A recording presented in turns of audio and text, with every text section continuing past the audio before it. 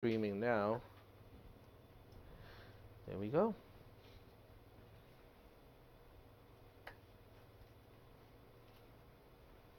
So, did anyone take a personality test? Did I mention personality test in this class? Yeah, okay.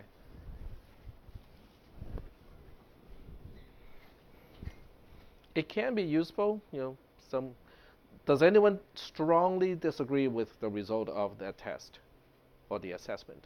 No, it's okay, describes you okay. With me, it is actually, as they advertise, it's creepy how accurate it was. Because I was reading that and go like, wow, 50 questions later and they can explain my childhood. Things that I could not explain for 30, 40 years. After this test, it's like, oh, okay.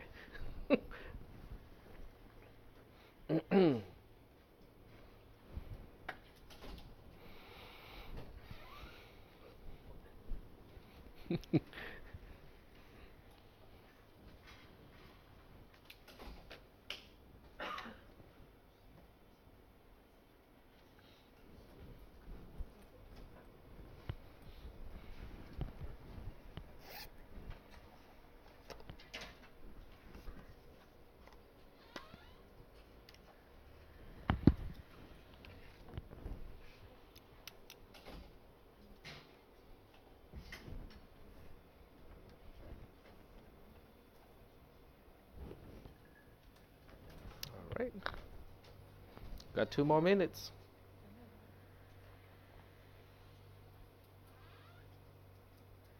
So I'm just gonna pre-open the tabs, and close the ones that I don't need from my other class. The class right before this one is mobile app programming, and I was using App Inventor.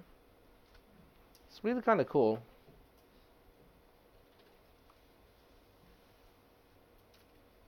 And I was setting up a router for that class. All right. So I think we're good here. And looking at the time,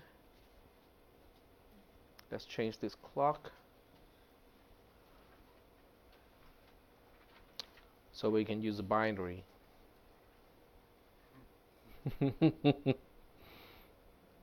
True binary clock. There we go. All right. Well, since you're in 440, you should be able to read that. Oh, you cannot because it's not visible. It's a binary clock. It's kind of interesting. All right. Can you see it? Just barely? Yeah, or you can see it a little bit if I roll the screen up just or down. Oh, okay, I see. Roll it up a little bit. There you go. There you go. That's the binary clock. So the top bar reflects the hour, and the bottom bar reflects the minute in an hour. So when the bottom bar becomes all gray, it'll be time to start the class, right? Because 0 is all zeros as a bit pattern, as a binary number. The top one is 1, 2, and 8 at this point. So 1 plus 2 plus 8 is 11. So when it's time, it's going to be 12, which is 1100. So you should see this dot becoming black, and then the other two becoming gray. That's a binary clock. Yep, there we go. It's time to start. Now, of course, that's not true binary either, because if in the true binary system, you would divide the number of, you would have the most basic unit of time in a day that is a power of 2 relative to a day.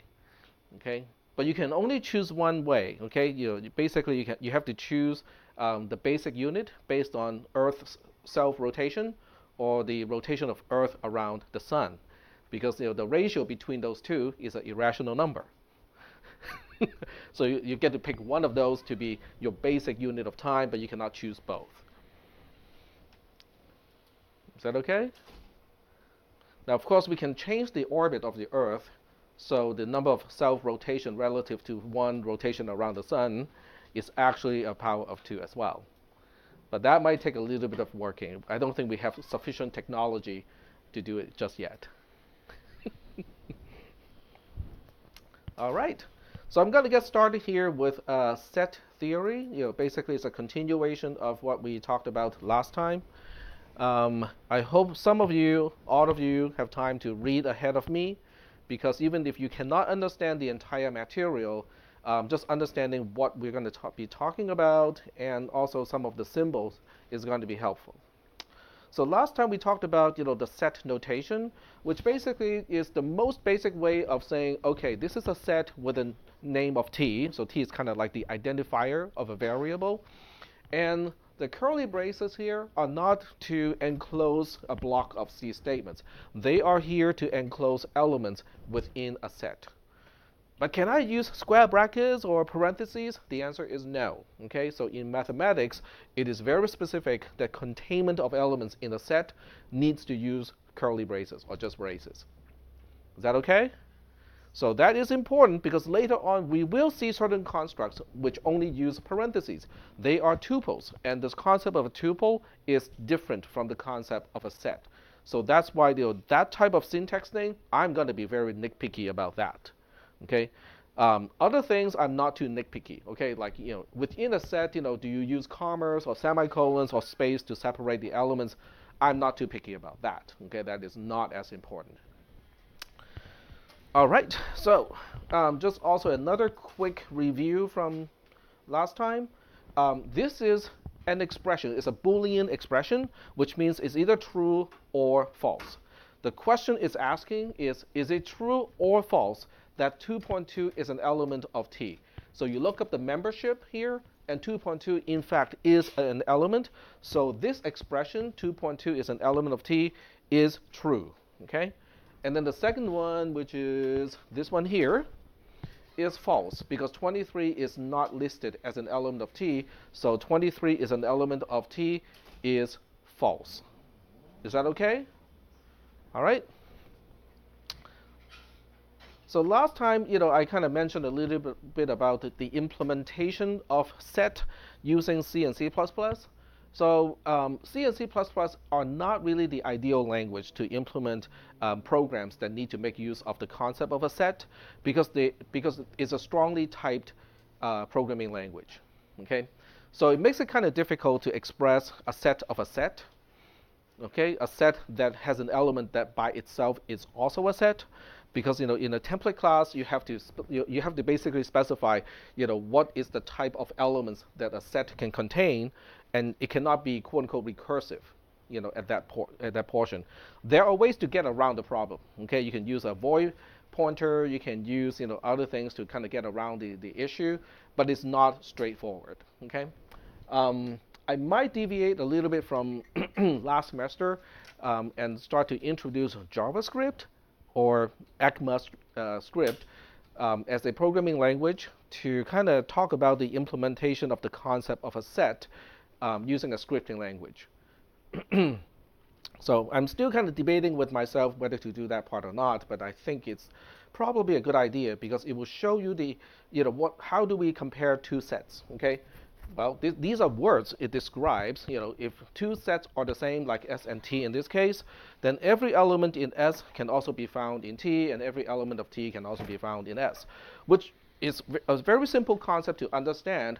But if I turn it into code, I think it will click better for some people. Okay, especially for people who are more hands-on, an abstract description may not sink in as well as, oh, okay, this is the code corresponding to that concept. So we went through this, a set can be an element of another set. That's perfectly fine. It's permissible. And then we kind of stopped here. Okay, what if I want to describe E is a set that has all the even numbers as integers? Well, there's an infinite number of those, right? So if I use the ... notation, it's not really clear what is the ... here, or what is the ... over here, because it could be -6, okay, because I'm just going for the even numbers, but it can also be -8, because I'm multiplying 2 to the one next to it. Okay? So it's not clear if I use this notation. So what we do is we use this notation here. So we'll just kind of focus on this notation a little bit. So the way we spell this out in English is E is a set where each element X in E, okay, it has to meet the following requirements. So the stuff that is on the right-hand side of the vertical bar, you can look at that as a condition that has to be true in order for X to be an element of this set. But it's not just in one way. It is a two-way thing. In other words, everything, okay, let me rephrase that. X is an element of E if and only if it meets this requirement. Is that okay? So this is where we use the if and only if or equivalence concept. So now we look at, we focus on the condition that qualifies an element to be in the set E. Okay, what is that saying? The first part is saying X has to be an element of Z with a funny kind of looking thing. That represents the set of all integers. Okay, so X has to be an integer, and this symbol is the mathematical notation for conjunction or and X mod 2 equals 2. Now from C and C++, you know what mod is. Mod is the remainder after a division.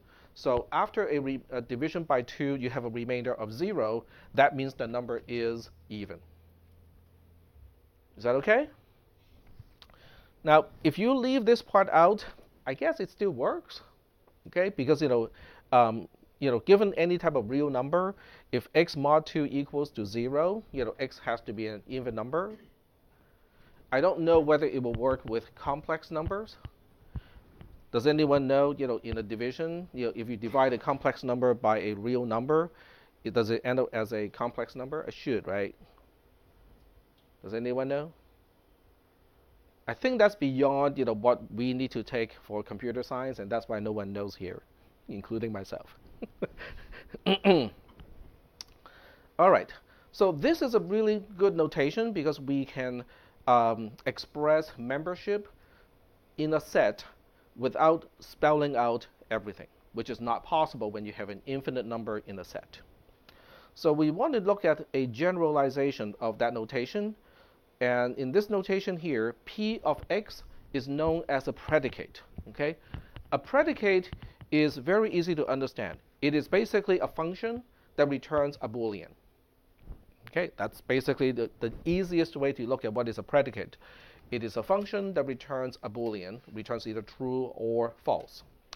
And then X is really just the same thing as X here. So this notation is basically saying X is a member of E if and only if P of X is true. That's it. But what exactly is P of X? Well, it can be something like this, it can be something a lot simpler, it can be something a lot more complex. It doesn't really matter, okay? Because the idea is just the notation. So do we have any questions about the notation up to this point? Mm-hmm. You said on the part a little earlier, X is equivalent to all integers. Is that what the Z means? Just all integers? Yes. Okay. So Z with the funny looking Z represents the set of all integers. Okay. So if X is a member of that set, that means X is an integer. So are we doing okay so far with this notation? So here, because we talk about these two things, they mean exactly the same thing. This notation, where it uses the braces, to talk about set membership, and this one, they're exactly the same, because one just makes use of the braces to say that okay, every X in the set has to meet these requirements. The other one spells it out in a slightly different manner, using the element of operator to basically say X is an element of E if and only if P of X is true. There's no need to compare P of X to true, because when you're talking about a predicate or anything that returns a Boolean, comparison to true is redundant. Yep? So if you have multiple symbols on the left of the bar, like 2k plus 1 or something, do you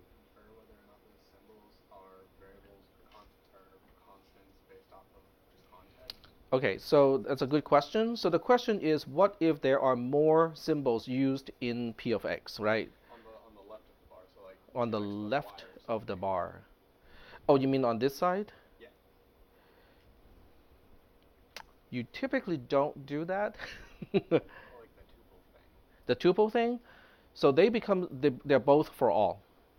So they're all using the for all quantifiers. Now we haven't gone to the quantifier part yet, but some people kind of read ahead of me by quite a bit. So they're already exposed to the quantification or the quantifier, discussion. So when we get there, we'll talk about this again. But that's a good point to bring up. Okay.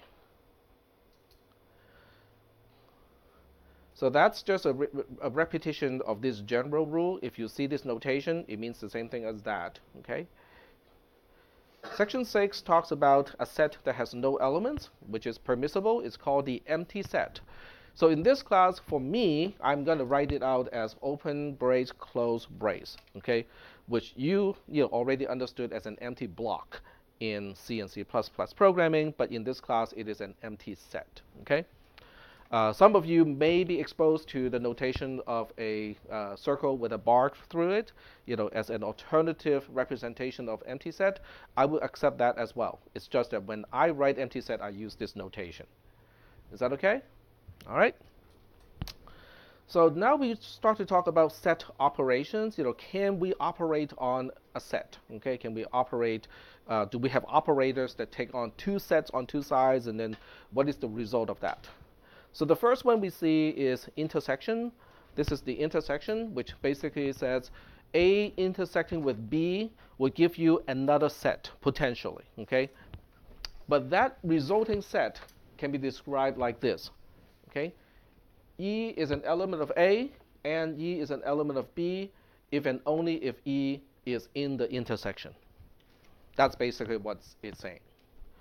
Do we have any questions about the intersection operator? An element is in the intersection of two sets if and only if that element can be found in both sets. Is that okay?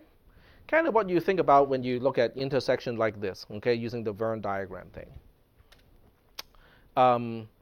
So the alternative of this definition is this one here.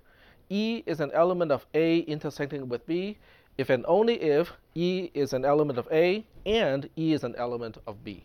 That is how we define the operator in intersection. Are we doing okay so far with this? So you can see how the intersection operator is closely related to the conjunction operator. They're not the same. One requires both sides to have the type of a set that's intersection. The other one, require both sides to be Booleans. But in terms of concepts, they are related. Yeah, go ahead. So then what's the difference between that and subset? We'll get to subsets. Okay, so subset of is kind of more like less than or equal to, greater than or equal to, that sort of thing. This is actually more like multiplication, that sort of thing. Okay. So the important part to remember is the result of an intersection is also a set. Okay. So the next operator is the union operator. A union with B is the set where each element of the union is an element of A or an element of B. Doesn't have to be found in both, but at least one. Is that okay? So of course, the alternative is to say E is an element of A union with B if and only if E is an element of A or E is an element of B. So that's the alternative way to look at it. Are we doing okay so far with intersection and union? Yep. Can you go over intersection one more time? Intersection says, an element of the intersection has, if an element is in the intersection, it is in both of the sets. Well, maybe an example would be helpful. Yeah? Yeah. Okay, so let's go ahead and work on an example. Since I'm going to use a text editor for this purpose, it cannot be something that's too complex. But we can certainly work with numbers, digits, letters, and stuff like that. So we'll go ahead and take a look at the set 1, 8, 2, and we'll spell out union or intersects, okay? Intersects with the set of 2, 9, and 0, okay? So the result is going to be a set, but what is in that set? It can only consist of things that are found in both. So it would only have that element of 2. Okay, very good. Now if I use exactly the same 2, but this time I'm going to work on the union, let's see what we get. Well, if you're talking about the union, an element of the union has to be found in at least one of the two sets. Okay? So now we're going to have 1, 8, 2, 9, 0. But 2 only appears once. And that has to do with the very notion of a set. A member has to be unique. You cannot have two members being exactly the same. So 2 can only appear once. Is that okay? Yep. There's nothing that intersects on both sets. You call that an empty set? Then it becomes an empty set. Very good. So that's a good question to ask. If you have 1, 8 intersect with 2, 9, then your result is an empty set. Or if you want to, you can also have an empty set intersect with an empty set, and of course that's going to be an empty set. Is that okay? All right.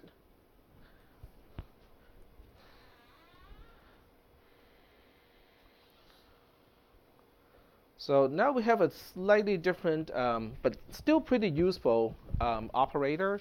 It's basically, quote unquote, the difference operator on sets. So A minus B, okay, which I don't want to pronounce it as subtraction, okay? It's just A minus B, or the difference between A and B, would be elements that are found in A and not found in B. So elements that are found only in A would be in the difference. Is that okay? Let's go ahead and do an example. Okay. So let's switch back to the mouse pad here.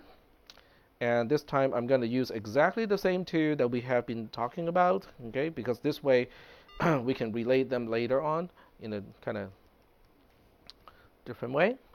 So we are looking for something. We're looking for every element that is found in the first one, the one to the left, but not found in the one to the right-hand side. So what would that be? Okay, 1 certainly meets that requirement. It is only found on the left-hand side, but not on the right-hand side. 8 also meets that requirement, but 2 does not meet that requirement because 2 is found also on the right-hand side. 9, what about 9? Do you think I should put 9 here? No, 9 is not even found in the set on the left-hand side, so that automatically disqualifies it. Is that okay? All right.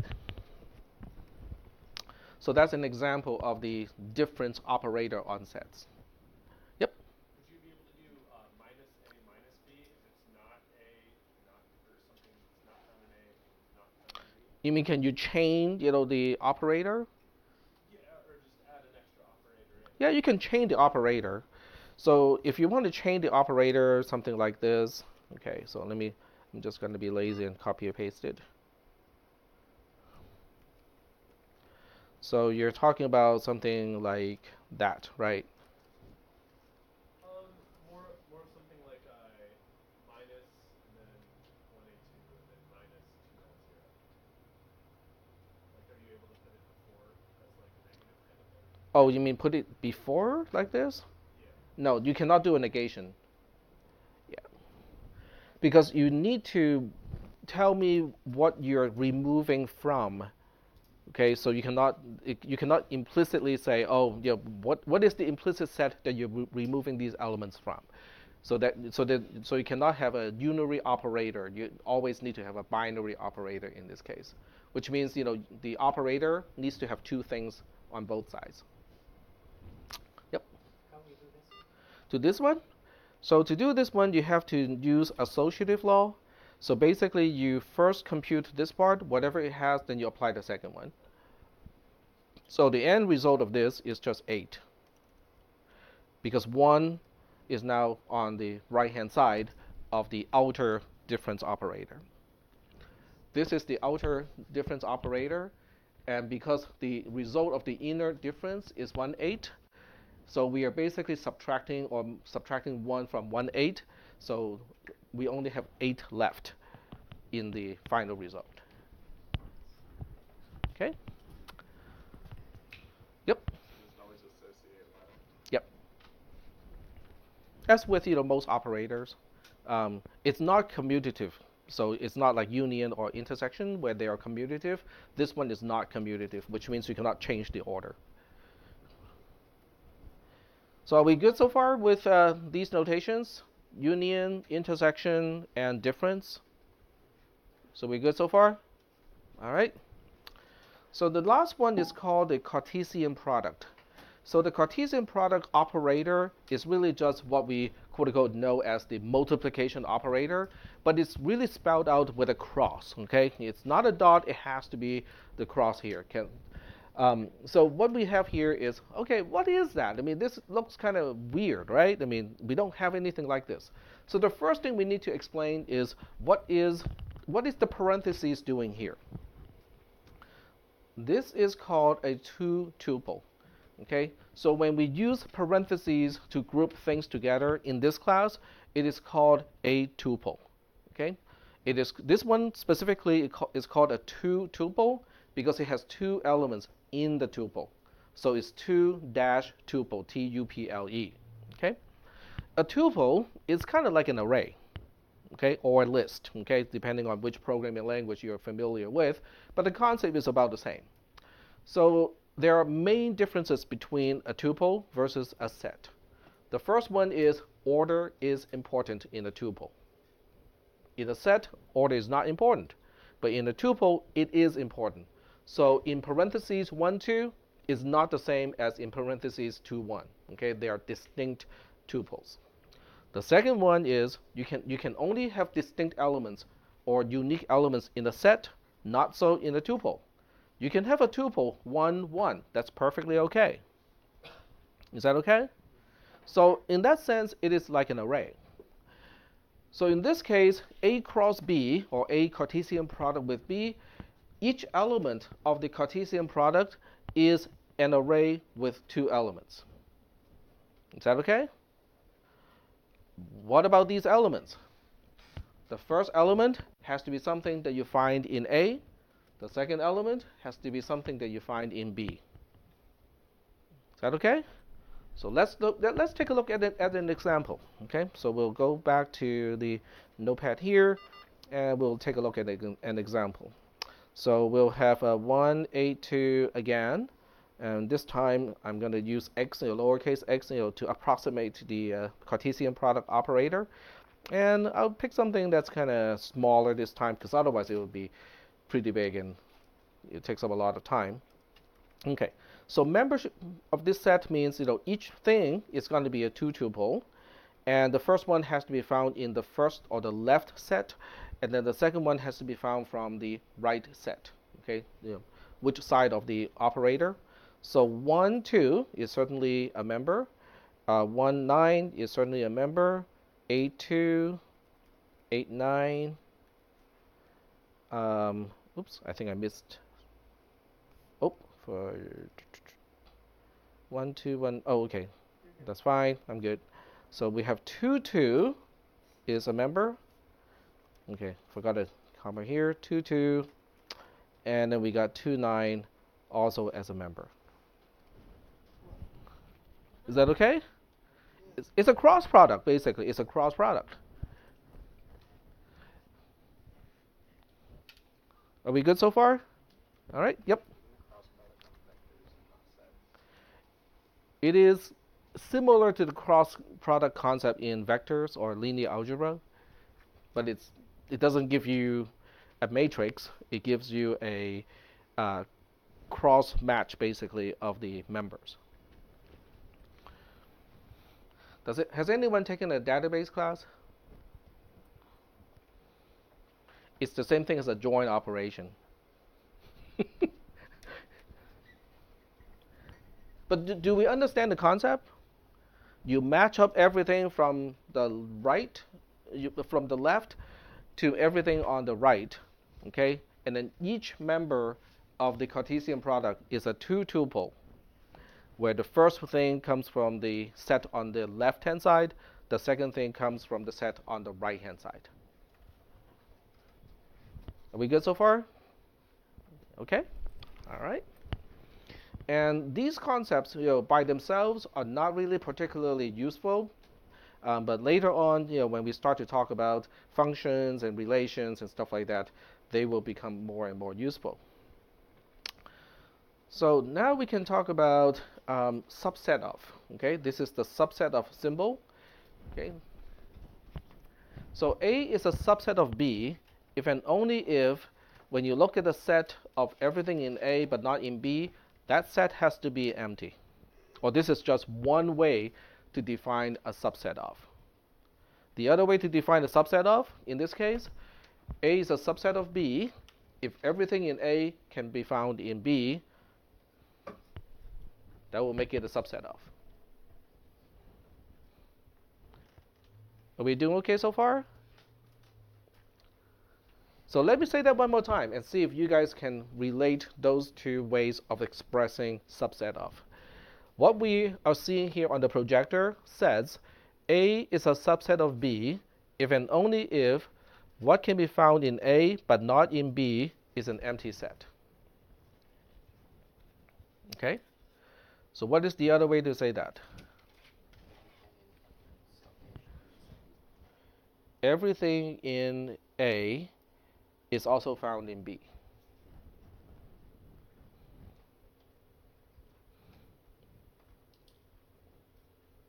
Is that okay?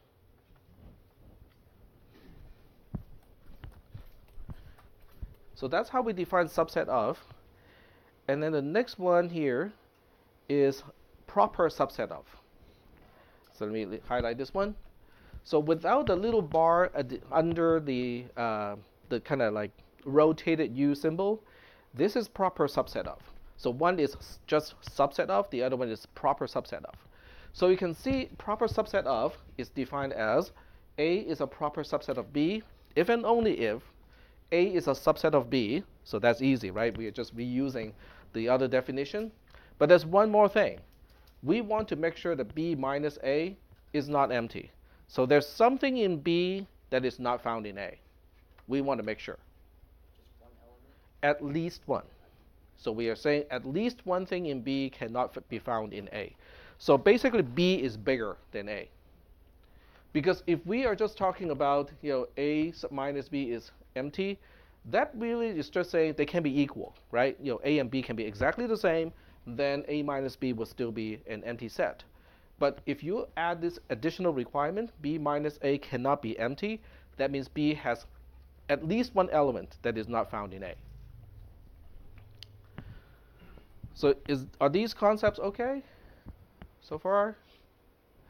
What are the chances that you will have to write a program that makes use of the concept of a set outside of the context of this class? Because in this class we definitely will deal with programs that have to understand this concept of a set. So let's say you're a Linux systems programmer. Okay, so you're doing some low-level systems programming.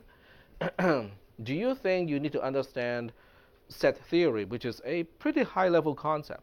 It's kind of math. Okay, if I ask that question, what do you think is the implicit answer? Yes. Okay. And the reason why you need to understand, the concept of a set and why it is important is because of the Linux call called select. So select.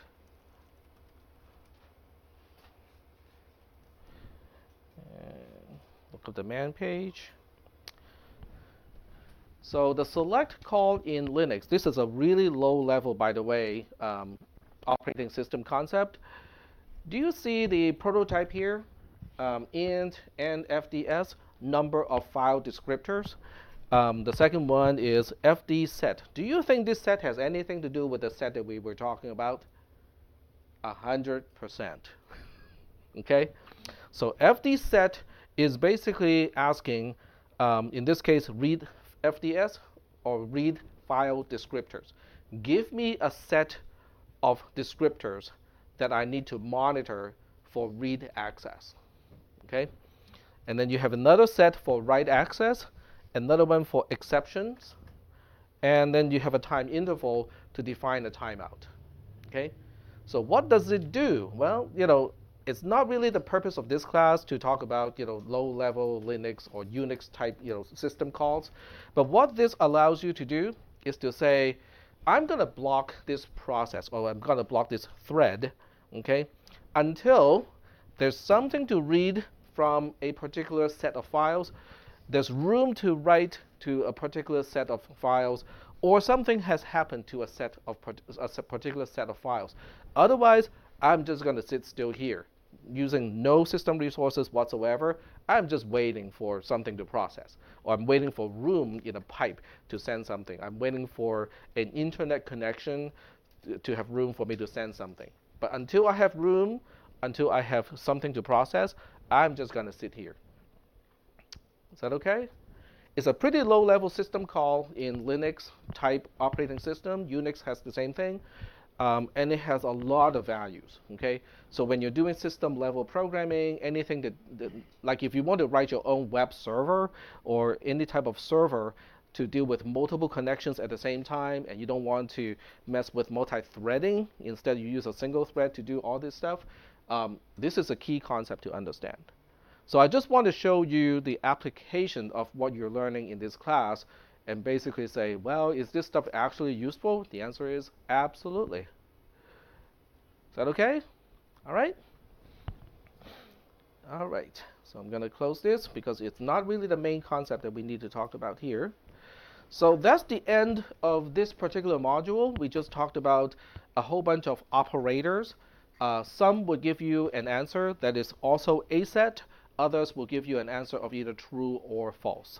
So I'm going to give you a very quick rundown of the symbols that we have encountered already at this point, just so that you have an idea, like an inventory of what things we have already talked about at this point. So I'm going to use Zerno. Zerno is kind of cool. You can use it to open a PDF and then mark up a PDF. But I'm using it because I can also use my stylus to draw on it. So this way I'm not doing anything on the whiteboard. So everything that I draw is also streamed to YouTube and recorded. Which is not to replace your own note-taking, but it does help a little bit.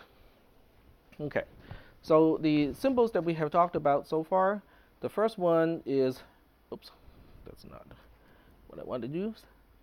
The first one is element of, okay? So this symbol is element of. The left-hand side specifies a particular value. The right-hand side specifies a set. So the question is the value on the left-hand side an element of the set on the right-hand side? So it's element of. And then we defined intersection. So both sides of an intersection, they both have to be sets, and then the result of an intersection is also a set. Okay? So the question is, what qualifies as members in the intersection? Okay? A value is a member of the intersection if and only if that value can be found on both sets, on the left and the right-hand side of the operator itself. Okay? Union is related to intersection, but a particular value is in the union between two sets if and only if it can be found in at least one of the two sides of the operator. So it can be found on the left-hand side or the right-hand side, but not exclusive or. I didn't say either or. Okay, either or is a completely different kind of beast. Okay, it is just a regular or, at least one of the two sides. And then I think we talked about subset of, which is kind of like less than or equal to. Okay, so the two sides can be equal to.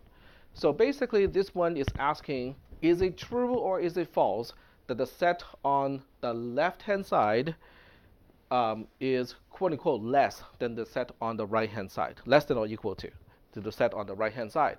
Well, you cannot do less than or equal to with sets, so we are basically using membership. Can I find everything in the set on the left-hand side in the set on the right-hand side? That's the question.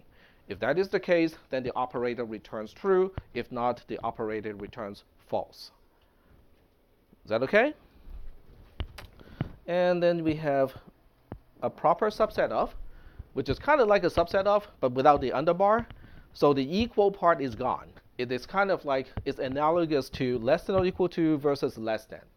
So proper subset of says, is it true or is it false that everything in the set on the left-hand side can also be found in the set on the right-hand side, and there are things on the right-hand side that cannot be found on the left-hand side. So that's the extra requirement to become a proper subset of. Is that okay? And then we have the Cartesian product, which is just a cross, a usual multiplication cross here.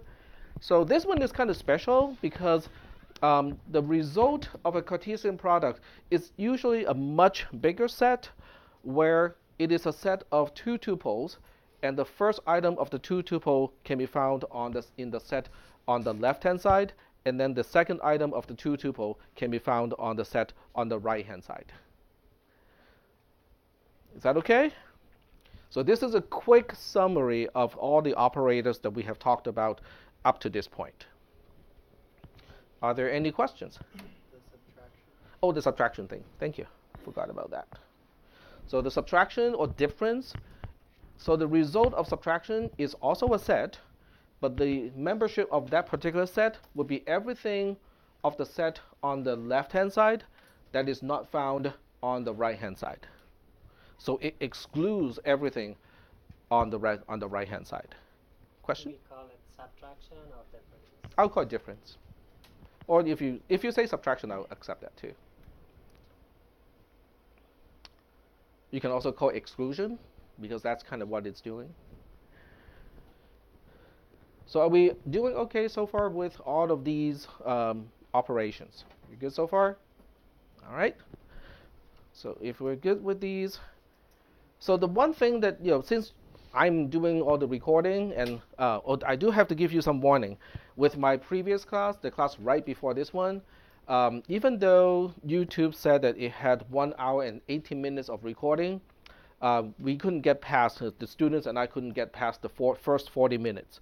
So for some strange reasons, it basically lost 1/2 of the recording. So technical problems do happen. So so you guys need to be prepared for that. I cannot guarantee the content on YouTube based on the recording. So I'm doing this recording stuff just so that it gives you some additional resources. All right. So if this part is done, we can move on to the next one. So the next one is basic quantifiers. So it's module 280285.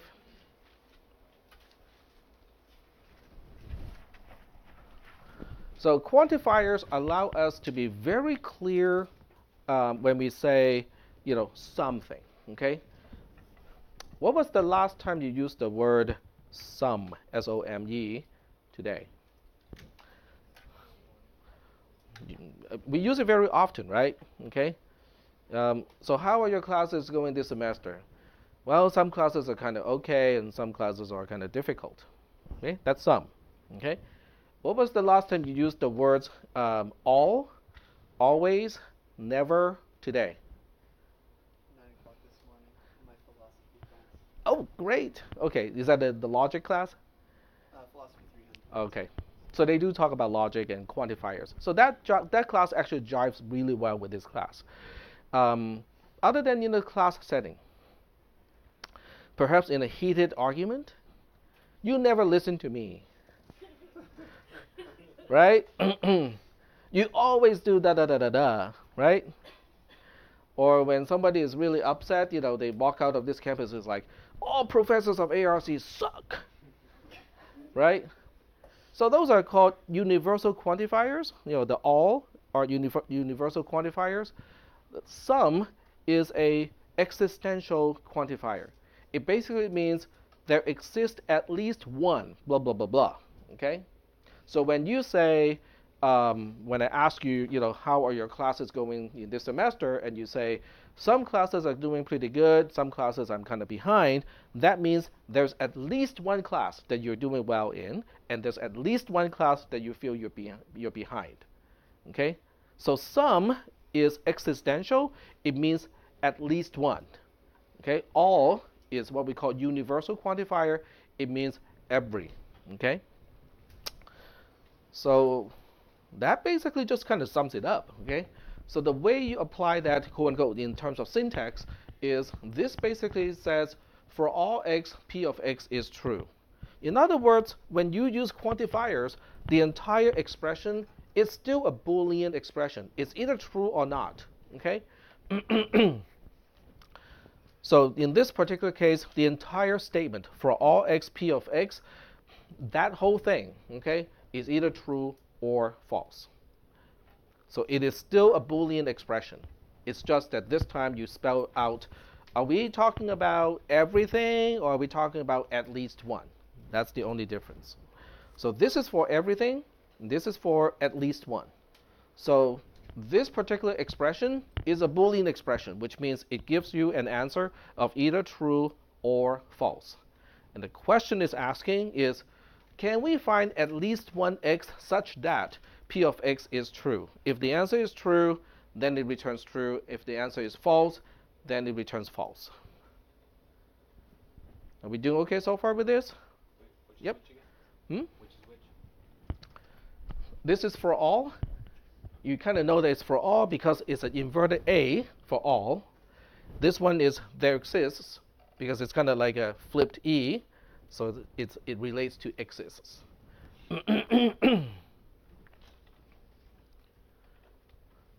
So are we good so far with these particular symbols, the quantifiers? Yep. What is the symbol on the one that's for the one? This one? It is the existential quantifier. So this one, it's explained here.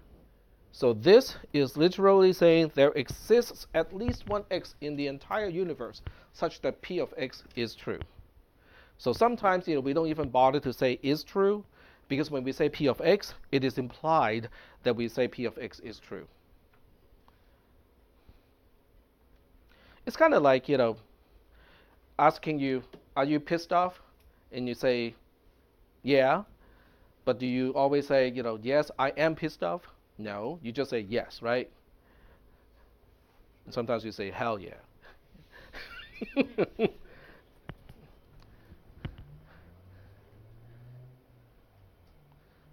in my case, I would say, you bet your spaghetti sauce that I am. Okay, so are we good so far with these symbols? For all, which is an inverted A, there exists, which is a mirror image of a E. One is vertically inverted, the other one is horizontally inverted. We good so far? Quick question. So why don't we horizontally invert the A to get for all? Because it's the same.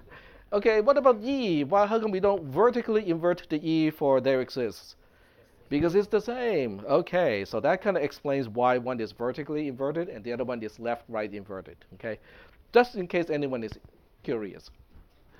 I mean, I was curious about that and go like, oh, okay, that makes sense. All right, so what we'll do now is to apply in negation to to quantifiers. So we want to understand what this means, okay? So I didn't do a very good job with parentheses because there's actually a pair of parentheses where it begins right after the negation and then it ends all the way to the end here. In other words, the negation applies to there exists x such that p of x, okay? But what does that mean? Not. It means not. It is not the case that there's at least one x such that p of x is true. That's what it's saying. The long way of saying it, okay? But it is also saying the same thing as there's no x in the entire universe such that p of x is true, okay? So this is what is equivalent to when you say you never, okay? There exists no single instance where you actually do blah, blah, blah, blah. Is that okay? So next time you have to argue with somebody or next time you have to express your frustration with something, try to throw some quantifiers into it. They will calm you right down. I'm not quite sure about the other person though. What about, so this expression is really the same thing as this. Okay, think about it. The first one says it is not the case that there's at least one x in the entire universe such that p of x is true. Isn't that saying the same thing that everything in the universe does not satisfy x?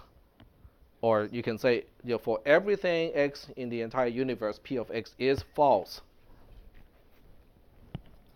Are you guys sufficiently convinced that these two expressions are the same? Yeah. Okay, because they're kind of axiomatic. In other words, we don't prove these any further.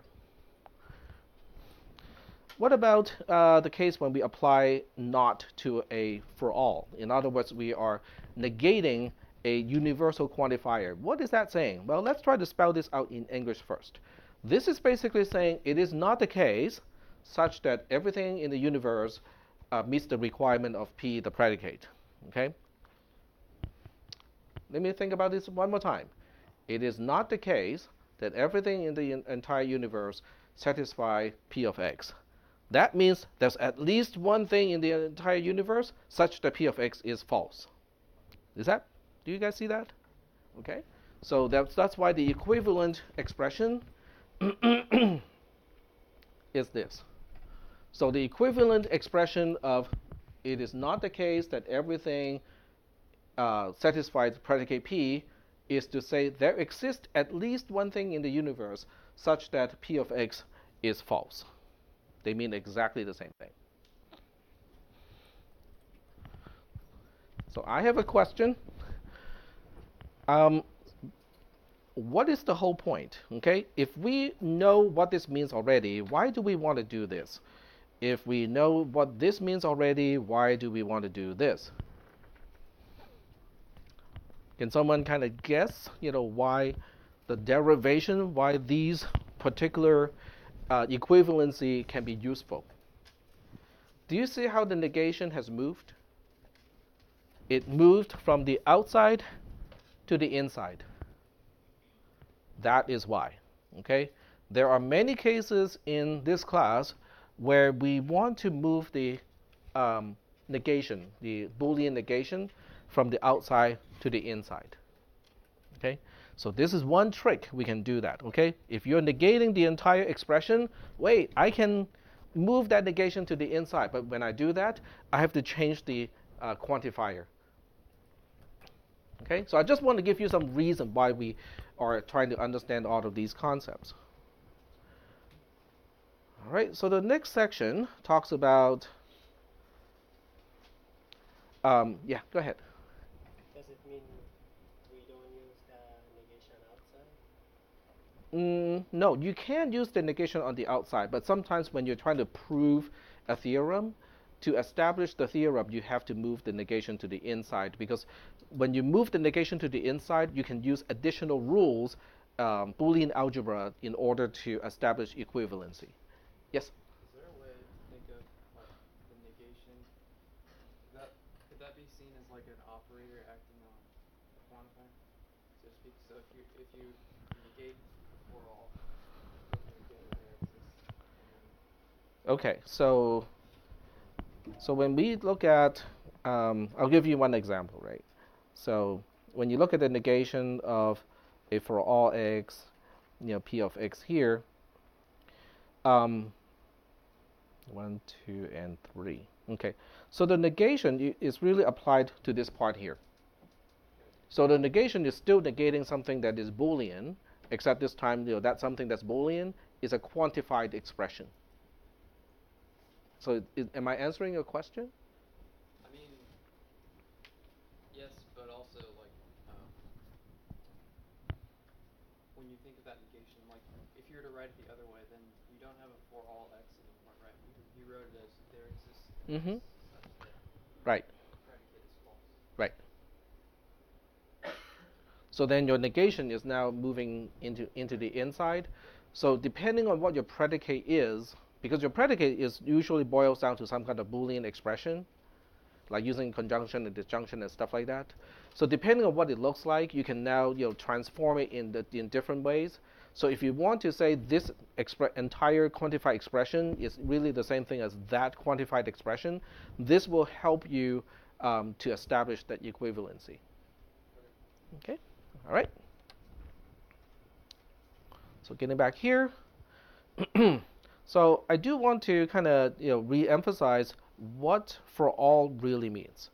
Like this statement here, we are saying for all x, p of x is true. But what are these things x that we are talking about?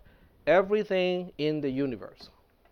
Okay, so that colloquial phrase, everything under the sun, doesn't quite cover it because we're talking about all the suns, all the galaxies, all the black holes, everything. Okay, but you can hardly find something that is universally true like that, right? Typically, you want to express p and say, I only want to talk about the integers, okay? I only want to talk about the real numbers. I only want to talk about these specific things that I want to talk about. So the quantifier itself does not lend itself to say, we're only considering those things that we're interested in, okay? When you use the universal quantifier, you are basically saying, for everything in the entire universe, okay, the following is true. Then it becomes kind of like, it's not very helpful, okay? So the way you filter, the way you specify, but we are only talking about the following stuff, okay, is to use this thing here, okay? So let's check this out. This is, if you ignore the stuff in parentheses, that E is still referring to everything in the entire universe, okay?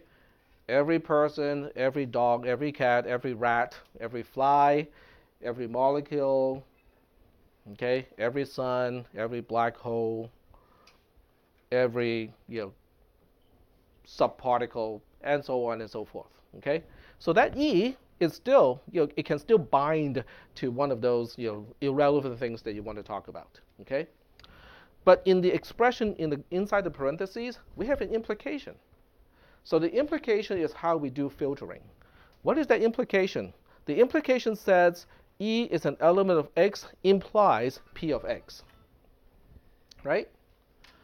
So let's say X here is the set of all integers. In other words, I'm just trying to I'm trying to express some properties of integers. Okay, I don't even care about fractions. I don't even care about real numbers, let alone all the rats and all the cats in the world. Okay, how is this E is a member of X going to help me?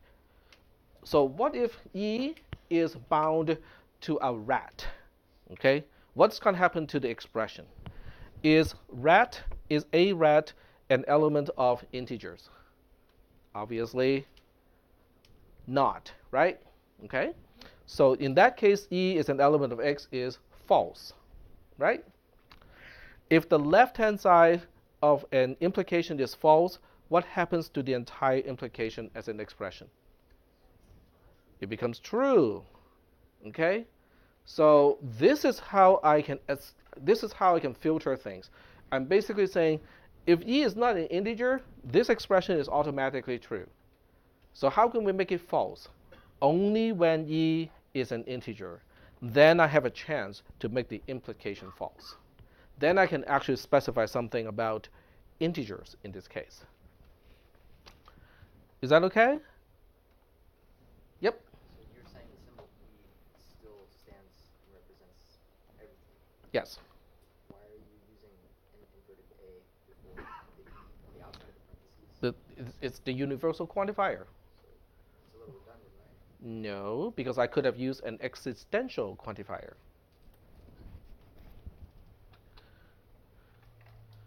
Is that okay so far? Okay, think of this, okay? I have a really long list of everything that exists in the entire existence of this in this universe, okay? When you say for all, you're going down that list and you're checking whether the condition is true or not for that thing, okay? And you need the answer to be all true for the entire list in order for this entire universally quantified expression to be true. Is that okay? If p of x really only applies to integers, I don't want to even evaluate p of x when oh, I used the wrong symbol, didn't I? This should be e, not x. Let me fix that. I hate that. And this is 0285. What did you guys notice that already? Oh, okay. I just read it as E pretty much. Okay. Yeah, it was a test.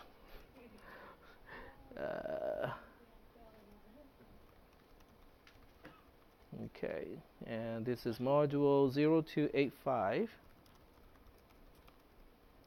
And we're looking for following statement. It doesn't happen too often. Yep, there we go. So what you're seeing here is called LaTeX. It is a very old typesetting format for math books. The guy who wrote TeX, T-E-X, or Top Epsilon Chi, the typesetting program, is Donald Knuth, who I think still is, maybe not, a professor at Stanford University. It's a pretty cool, package, because you can actually do a lot of typesetting stuff with this.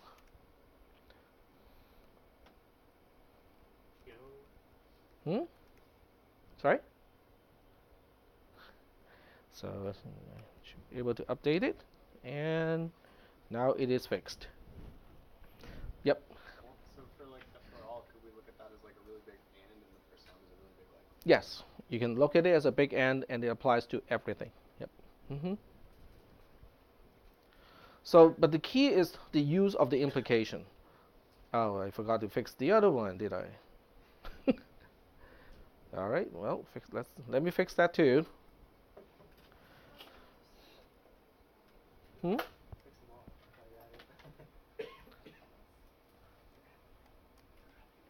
I can look for p of x.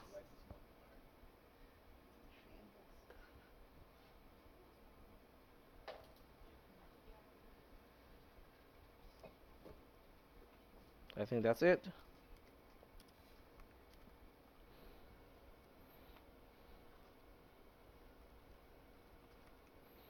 In just my previous class, one student was commenting on how command line stuff is really useless. I beg to differ. Okay, so I think I fixed all of them now. So is that okay so far? With the quantifier, why the implication is important? Okay. So in this case, this statement states, okay, p of x has a particular meaning. P of x is saying it lasts forever. Okay, so p of x means E lasts forever. The set x is the set of all the cars. So in this case, the entire expression is saying all cars last forever. Oh, no, not all. No car lasts forever. That's it. Okay, it says no car lasts forever. Okay, so let's check it out why we think it is, that's what it's saying. So first of all, it is a universal quantifier. It basically says let's consider everything in the universe. Okay, that's what the for all thing is saying. But then when we get to the expression, then we go like, oh, if E is not in the set of cars, then we don't actually care because the implication is automatically true. So we really only pay attention when E is an element of X is actually true, because that's the only time you can make the implication false based on the truth table of implication.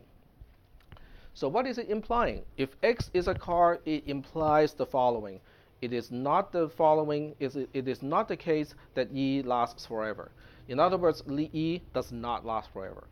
So it's basically saying no car lasts forever, or all cars do not last forever. Is that okay? And that's pretty much the end of this whole discussion. So we are just looking at the last one is really the important part.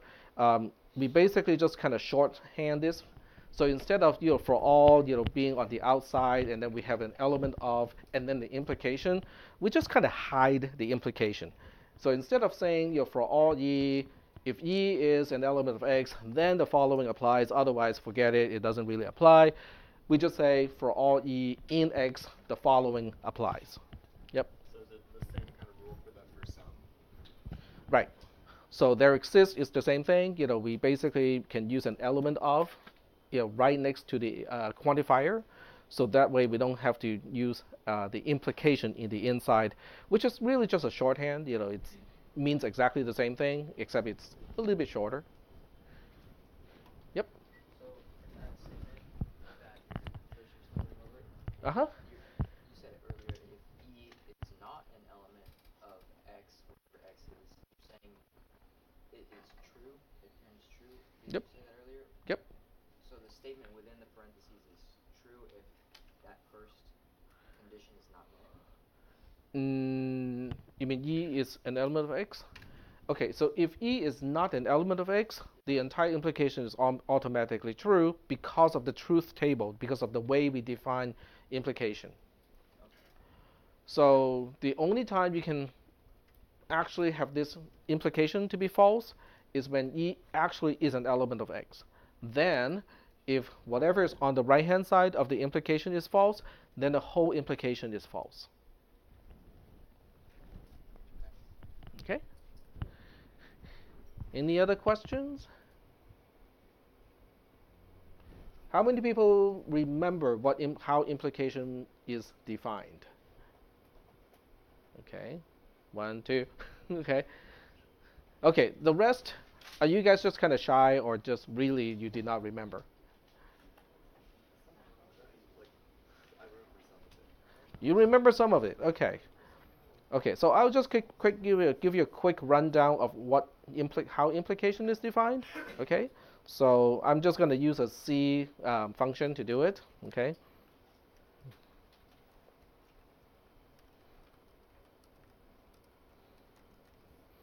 Okay, so this returns X implies Y.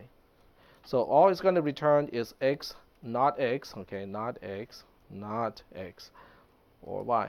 That's how implication is defined. And I'll put extra parentheses just in case someone forgot priority. Is that okay? Okay, so it returns X implies Y, which is basically really it's just not X or Y. So this is why I said earlier, if the left-hand side of an implication is false, then the implication is automatically true, because not X is true, and true or whatever is always true. Is that okay? All right? Okay. So we are going to use implication a lot in this class. Okay, so you guys will remember that implication is how implication is actually defined. All right. So we are done with the second module. Now we can work on the next one. So set theory using quantifiers. So we are now using quantifiers in set operations, and we'll check out how that works out.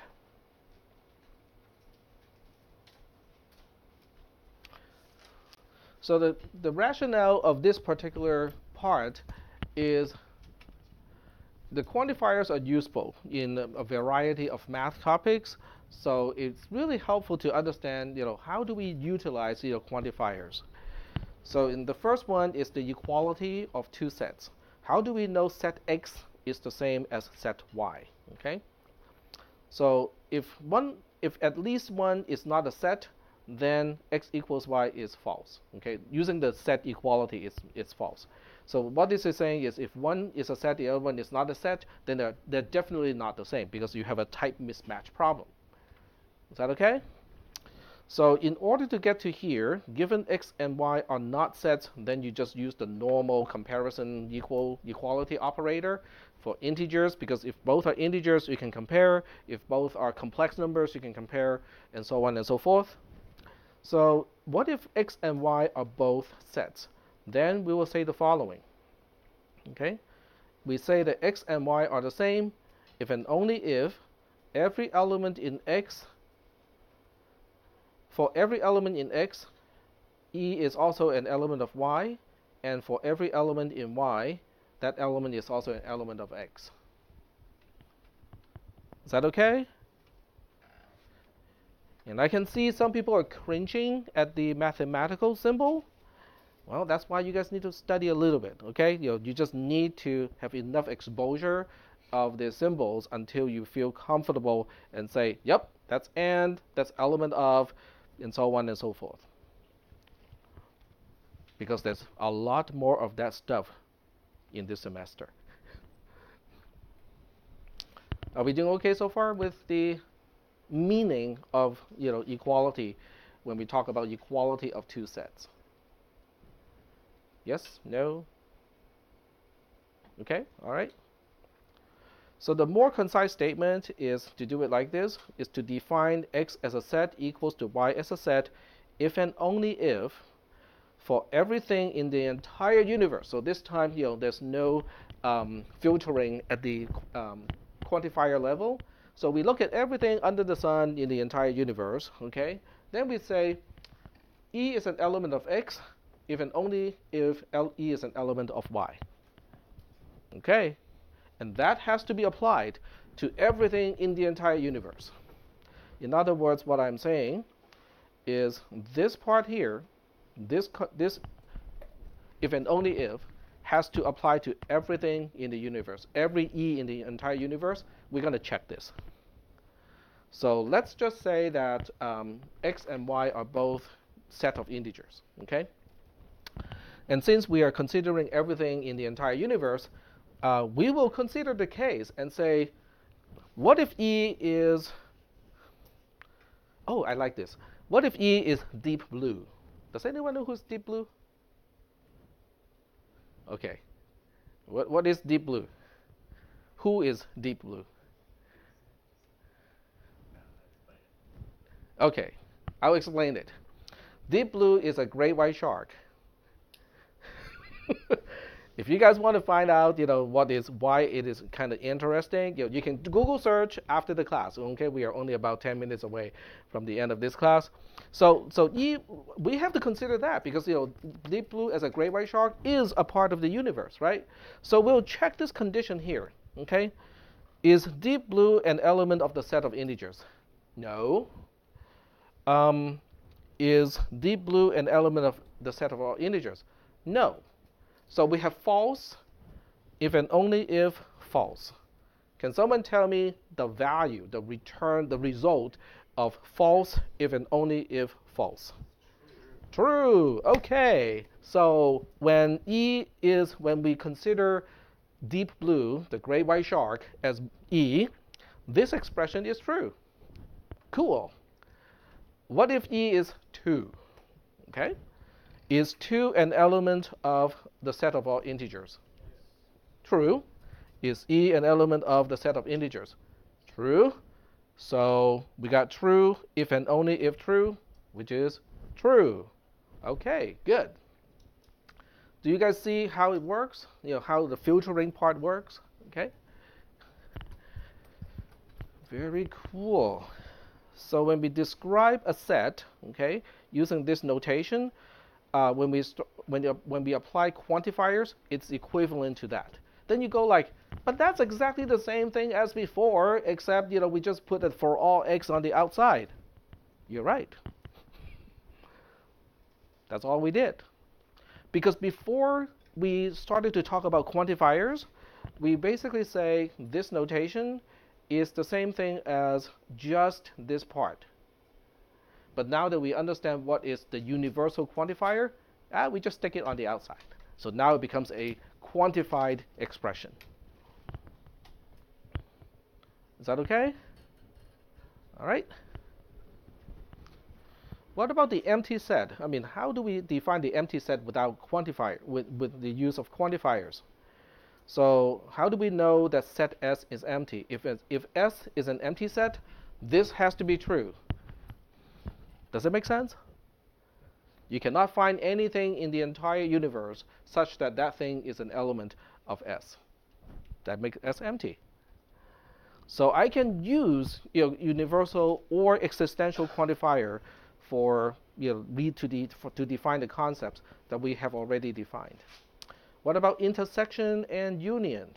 Well, I just stick for all on the outside and for all on the outside, and we're done. Is that okay? So the key to understand all of these concepts, some of that depends on a good understanding of the operator called implication, which is a double bar arrow to your right hand side, okay? And also if and only if, which is also equivalence, okay? So a good understanding of those two operators is really, really important up to this point and also for the rest of this semester. So if you're not really quite sure what is implication and what is if and only if, then you need to go back to the operator module and reread that part. If you still have questions, please talk with me, and then I can see if I can explain that to you. What about Cartesian product? So with Cartesian product, it's a little bit kind of nasty. So we basically say for everything in A, for everything in B, then the following has to be true. XY is in the set A Cartesian product with B. And then this is the other way around, because I didn't use the if and only if in this case. So what if I just miss one half of the conjunction? Would that be okay? Would it mean exactly the same thing? And why would it not mean the same thing? So let's think about it. Okay. So let's just say that we are not considering the second part of the conjunction and only this part here. And why is this not really defining Cartesian product? Can someone give me an example of something that will meet this requirement, but it is not really a Cartesian product? So let's think of a counter example. Okay, think of an example where this part, just using this part here, does not quite define the Cartesian product. So we'll look at A as AB. We'll look at B as 1, 2. Okay. So the proper Cartesian product between A and B is going to be A1, A2, B1, and B2. That's the proper Cartesian product. Okay. And the proper Cartesian product will definitely meet the requirement that I have highlighted here.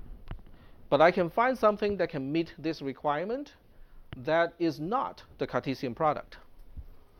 Why do you think that is the case? So let's think about a particular set with the following membership. Okay. So I'm going to copy this. So I'll name this set C, just so that it's easier to refer to it. And I'm just giving it one more particular element. Doesn't even matter what it is, just A. Okay. So if you look at the set C, okay, does that meet the requirement that I have highlighted in the browser? Let's find everything in A and find everything in B, okay?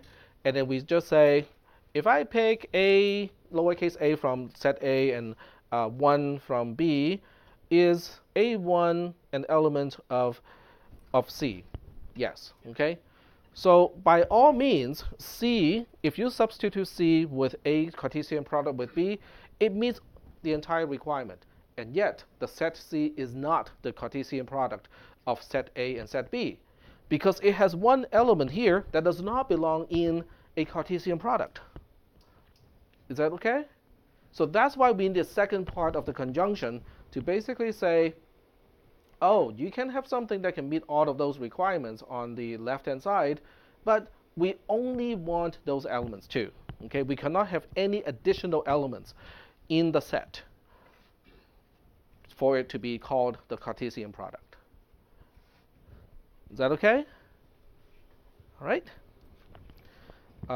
So we have subset of, using the quantifier expression, and then we can definitely have a proper subset of, also, which is not spelled out here. So do we have any questions? Yep, go ahead. Can you read that last part in English, like what that was? This one here? Where it says this second condition, the and for all x and y there. Okay. In, So this says, A in the Cartesian product. in the Cartesian, in this one? And you want to spell out the second part of the conjunction? Yeah. Just this part here? Yeah. Okay, so that part says, for every tuple, okay, so every tuple has two parts, right? So I just call the first part of the tuple x, the second tuple y. So for every two tuple xy, that is an element of A Cartesian product of B, the following statement has to be true. X has to be found in A, and Y has to be found in B. I cannot have anything on top of that. Okay. So the idea is, if this condition here, X in A and Y in B, is false, that tuple does not belong in A Cartesian product with B. Yep. So in your example where it was just A, that would kind of not meet. that wouldn't meet that because It is not a two tuple. the Y part Yep. doesn't have a value. Yep. So the full definition is, it has to be a two tuple first, then, we evaluate a two tuple. Yep. So are there any questions? All right, so we got 2 minutes left, and I'm going to do a quick survey, just so I can kind of plan out what to do on Wednesday and maybe a few more classes. How many people have learned JavaScript in one way or another? You have some familiarity with JavaScript. So we have a few people. So the rest of you, do you guys want to learn JavaScript? Because I can just, I can give you, we're not talking about major JavaScript programming here, okay? So we are not going to write a game in JavaScript. I'm just going to teach you enough to implement certain concepts that we are going to use in this class. So you can get some hands-on stuff, like, okay, this concept in, abstract is really equivalent to this code in JavaScript. That's the kind of the intention. Would that be okay with you guys? Yeah. Okay. Okay. So I'm going to have to revise my material a little bit and add some more, JavaScript stuff to it. But I will get it planned out, and on Wednesday I'll give you some exercise so you can get started with setting up an environment to run JavaScript programs. All right. See you guys on Wednesday.